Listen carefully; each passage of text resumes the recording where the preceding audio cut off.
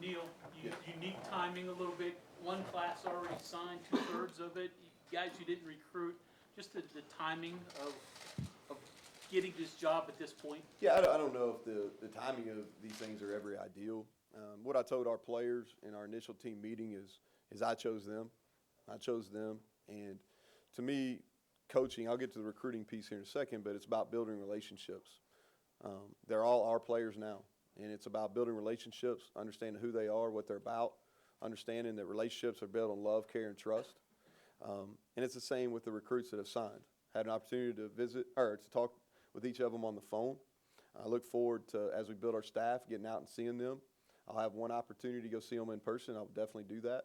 We'll have an opportunity to bring them back on campus for official visits. So over the next few weeks, we'll grow that relationship. I'm excited about the guys that signed. And again, we're going to add some pieces. We have some spots available, and we'll definitely continue to build our roster. Coach, you had mentioned you were chasing your son around at a family function, and the West Virginia game was playing in the background. When did it then hit you, a couple days or whatever, that, wow, Well, I might be the next coach there? Well, as you know, social media doesn't always get it right. So this process didn't quite look like it played out on social media. Kelly's laughing. It did not play like it did on social media. So I think it was the 28th. We were at my aunt and uncle's house in Bardstown, Kentucky, and we're having a family Christmas. And we had two babies and a very active 3-year-old. If you're paying attention, you can see that now. But we have a very active 3-year-old, and we were having a family gathering as West Virginia played in the background. And, life happens fast. And we're very grateful to be here, but probably on December 28th, I didn't envision that. When you go out on the recruiting trail, Coach, you've got a chance to see the players you have. You've got a chance to see the players they've already signed. Where do you see your needs at this point when you're out there on the recruiting trail? Yeah, in full disclosure, what my initial days on this job have been about building relationships with players. I've not watched one clip of film yet.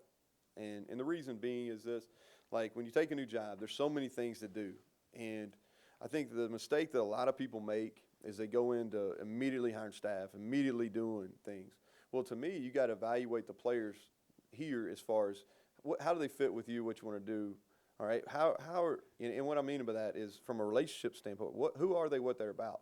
Because these guys are 17 to 22 years old, but they're kids in a lot of ways, and their whole world just got rocked. Talking about December 28th, they're playing the game. Could they envision in less than 2 weeks that coaches changes and all those type of things? So I think it was important for me to sit down and them to understand who I was as a person and me to get to know them. Also the support staff, the people that spend the most time with them on daily, could be academics, Brittany and her staff, Mike and his staff, and strength and conditioning, getting a feel for who those people are. We're going to get to the football piece, probably be closer to the weekend. I know what scholarships we have available. I know the guys that left, and on paper what it looks like, where we need to fill some holes. But we're going to evaluate our personnel, especially now that we have a few coaches on board. We'll evaluate our personnel and really make some key personnel decisions moving forward for the remaining spots in the recruiting process. In those meetings with the players, did anything stand out what they told you, anything that you learned? Well, a lot of those conversations, obviously private. Here's what I did in these meetings. I want to know what their background is. In a normal process, and there's nothing normal about this, the guys that are on this football team or the guys that signed back in December, is I would have a home visit with them. They would have multiple opportunities to come here on unofficial visit. They would take an official visit. So that relationship would be really strong. So really what I wanted to know, tell me about your family. Who are you? Where are you from? Tell me about your hometown. And then I ask simple questions. What are the best things we're doing here? What are we doing well? What do you need to sustain? What are some improvement areas that you need to see? Those were how those conversations went. I know you mentioned recruiting regionally. How about any other areas you're familiar with or places you plan to recruit? Well, we'll recruit regionally, all the states that touch our home state. And then obviously we'll have a really strong presence in the Southeast, Alabama, Georgia, into the state of Florida. Obviously, when a coach takes a new position, Yeah. players from his previous team Sure. may transfer. Are you looking at any of those players coming from Troy here? No, listen, I have great appreciation. I think most of that video that I had no intention of going viral that I did on Saturday when my voice cracked a little bit. Try to avoid that today. But obviously, love those guys. I think that's the right word to use. Love those guys. Really emotional, probably meeting with them yesterday. Appreciate Shane and giving me the opportunity to go back and do that and do it the right way. They started school yesterday at Troy. But tremendous appreciation for those kids, our chancellor, Dr. Jack Hawkins, and the athletic director, Jeremy McLean. So those aren't conversations that I'll have with those players. Neal, did you have prior knowledge of West Virginia, any contacts? What was your first input into West Virginia football? Did you watch it Well, growing up? yeah, watching it growing up, obviously being from neighboring state, you have, and being a fan of college football throughout. I actually spent a couple days here in the spring of, I think it's spring of 2011. I came and watched practice, spent a couple days. So I'd been here, I'd seen the facilities, those type of things. Not the recent renovations, but had seen the facilities. So I had a decent understanding, yes, sir. Neal, some of the philosophies you have, the keeping the family around the office and intentionally having fun, like the book club that Bruce Feldman wrote about. Was there a point in your playing career or coaching career where you either said it was a positive experience to say, man, this is great, when I become a coach I want to do this, or was there a negative experience where, like, if I'm going to do it, I'm going to do it a different way? What was it? Was there any, like, one thing or one event that kind of spurred you to kind of go that direction as a coach? Yeah, I think at the end of the day, like, talked about my parents being educators, grew up in a school, you know what I mean? Like, grew up from the time I can remember elementary school librarian, like, clean up books and all that, and being in school waiting for my dad to shut down the gym or whatever it was as a principal. So being just around educators, seeing the influence they have on young people. But I just think it's important that people pave their own way. You get bits and pieces from everyone you've been around. And I think we're all probably, whatever profession we're in, we're probably a collective, a lot of the people that touched us along the way to get here. But for me, it's about the development process. And it's not just about players, it's about staff as well. The other thing, too, is I just don't want to be miserable. Honestly, I look at so many people in this profession, and I get it. The pressure's high. The pressure's high. The money's a lot. But at the end of the day, we're coaching football. Come on. It's football. I'm around young people all day, every day. In a lot of ways, you don't have to really grow up. So I just approach it in that way. Let's have fun. There's work time, there's play time. You can accomplish both. I think if you look at what Clemson's done, they've proved that to be important. I don't know if there's anybody having any more fun than Dabo Swinney right now. He's having a lot of fun. And had an opportunity to go spend 3 or 4 days in the spring and just came away really impressed and really felt like, man, this is one of the top programs in college football, and if they're doing it this way, I really feel sound in our approach as well. Well, I saw the dance video, so apparently, like, they... All right, hold on, before we talk about this. All right, let's make sure, hold on, I'm going to get back to you on that question. So, let's make sure, and this is one thing that Brooke said I had to hit today, all right? So let's talk about this dance video, all right? And Vic's shaking his head. So, dance video. So this is how this came about, all right? So at Troy, we have the end of spring semester, you have your awards. And so one of the things they do is they do a competition between coaching staffs. Well, Becky Whetstone, who at Troy is in charge of academics and those type of things. So she sends out multiple, and when I say multiple, I'm like 10 plus emails about doing this video, this dance video. And so our women's basketball program at Troy is led by Shanda Rigby. Funny, she's really good in front of the camera. She likes to have fun. They've been successful. So I'm talking about after several emails, I walked in the staff meeting, all right, and we had an academic meeting, and Becky said, well, y'all aren't going to do this. So I was like, you know what, we are actually going to do this. So one of our coaches who had a little bit of a music background, he put this together. Now, that video, we won the award, okay, so they did it.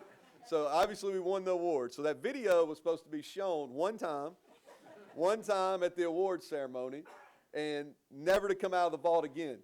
Well, the next day, that thing has gone viral. It may be the most watched, even more so than our win over LSU. It may be the most watched video in Troy athletic history. So that's funny. So go and ask your question. What were you going to ask? I want to make sure that's clear. That's not a serious video, okay? Well, that's the thing. Well, hey, much respect on both your whip and your nay-nay. My 10-year-old said I was way off. Adeline said I was way off. She said I was way I off. think it shows a couple of things. One, like you do like to have fun, and two, you're not taking yourself too seriously.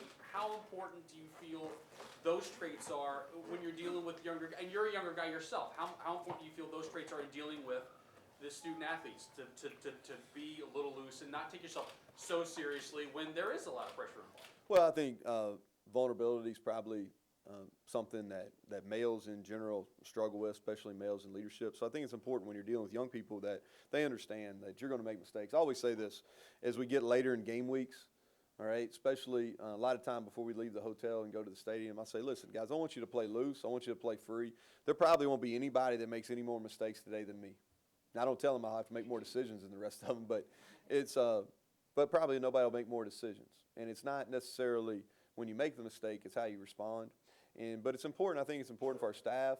It's important for our players, all our support people, is to be vulnerable and put yourself out there and don't be scared to put yourself in a relationship. Don't be scared to put yourself out there and give it all you got. Do you feel your youth helps in that regard? I mean, just growing up in a different generation than a lot of the coaches in college. Yeah. Well, youth is a general term. There's some days I feel really good. Haven't got much sleep over the last 3 days, so I don't know how youthful I feel right now. I don't really.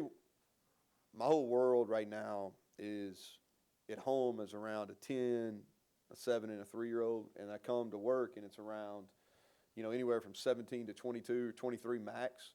So regardless of age, I think you're always going to feel youthful, and I think being one of the younger head coaches, and especially at this level, I think it's a benefit.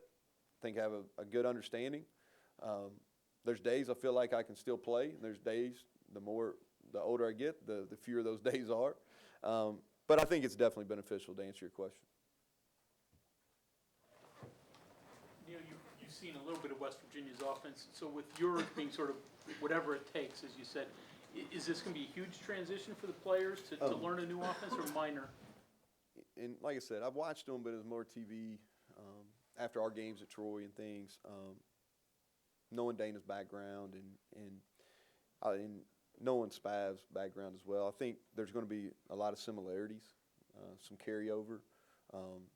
I don't think they'll be identical in any ways. We've added some option elements to what we're doing in the run game just to make us harder to defend. But I do think, especially from some pass concepts, there'll be some crossover.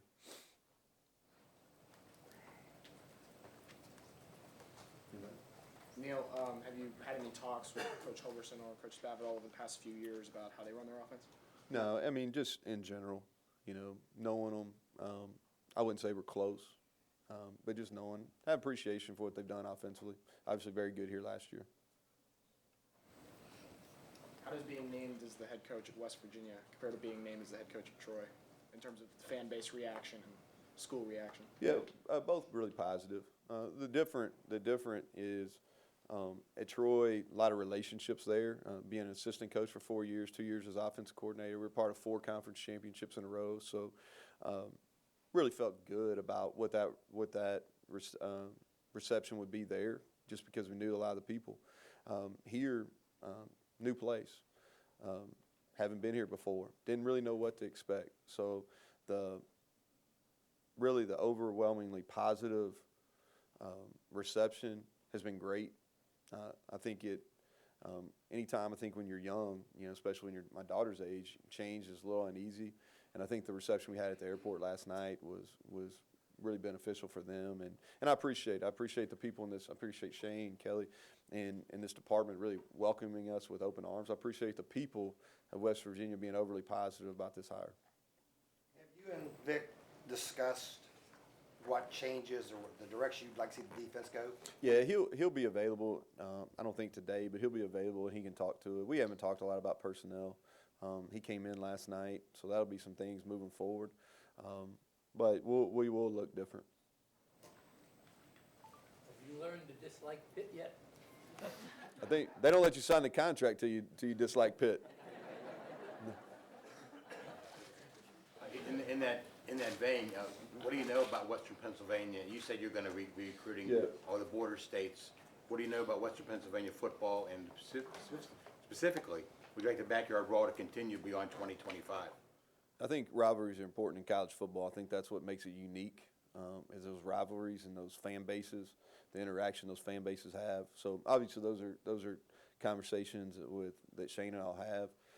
As far as Western Pennsylvania, opportunity working in the Northeast when I was young in my career, and actually recruiting that area personally, and especially when we were at Delaware, that was one of the key recruiting areas for us. So tough, hard-nosed kids, a lot of really well-coached kids. The high school football coaching in that area is very good as there is anywhere.